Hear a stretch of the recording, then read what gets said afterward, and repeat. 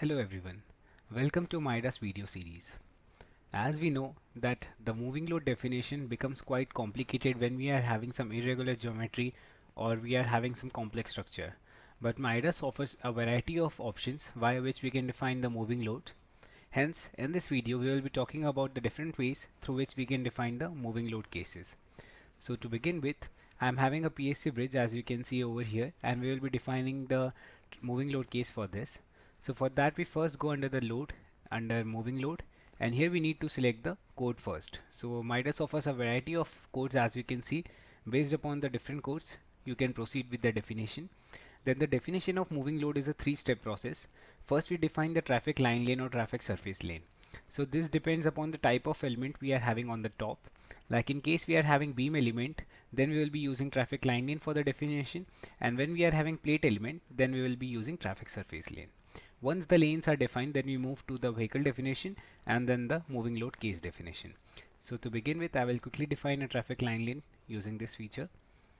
We give the lane name, and here we give the different details like the lane width, eccentricity, wheel spacing.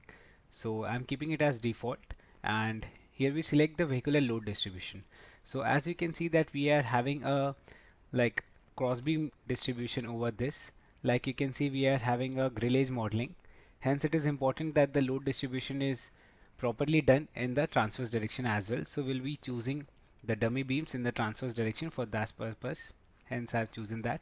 And then we can select the points via three different options. Like you need to select the 2 points along which the lane will be running. So I'll quickly activate my girders, and hence we can select the 2 points something like this. So we click on this and click apply. So in this way the traffic line lane is easily defined for us. Suppose I want to define any other, what I can do, I give the different name and I select.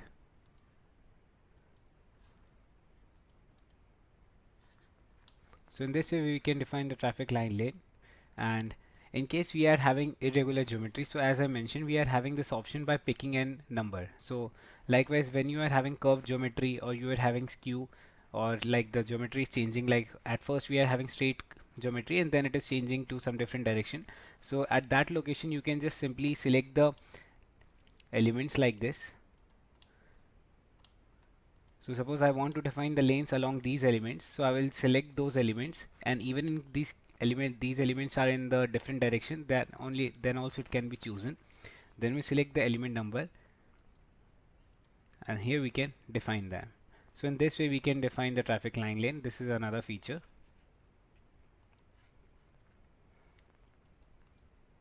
Now once the lane is defined, we can move towards the next definition, that is vehicle. So we have different vehicles from the standard library. You just need to select the code and the vehicles are present. Like for Astral RFD, we are having H93 truck tandem and fatigue loading. We select that and click on OK, and the vehicle is defined. Then we next define the moving load case.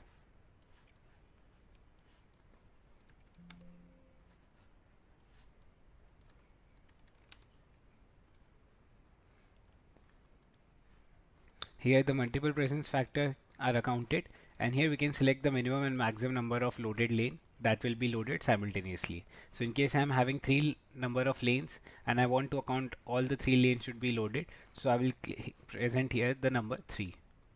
We click on this, okay. So in this way we can define the moving load case for a simple grillage model as shown.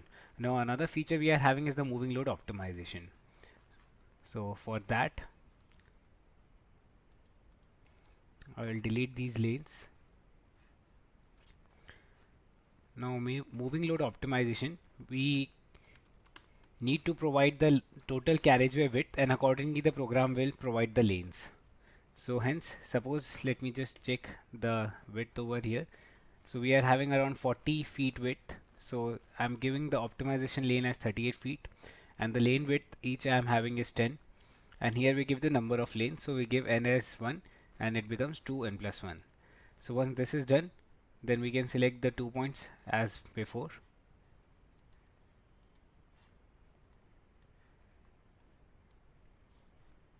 and click on OK. So that is how we can define the moving load optimization lane, and for the load case for that, we'll check on the moving load optimization.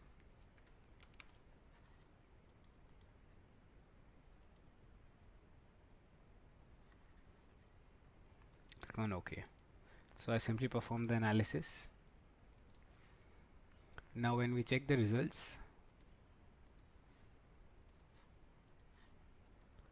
so you can see that the number of load rate vehicles are 2 since we selected 2, and we are having these lanes even though only one lane has been defined, but the width was defined for the overall carriageway, hence all the lanes are accounted in this manner. That is the feature for moving load optimization. Now if we talk about the traffic surface lane definition, so here I am having a box culvert which is defined using these plate elements. As it is plate element, so we'll be requiring traffic surface lane for the definition of traffic lanes. So for the ease, I will be quickly activating my top plate elements only. So like this, I'll select them. And now the definition will be quite similar to before. We give the name.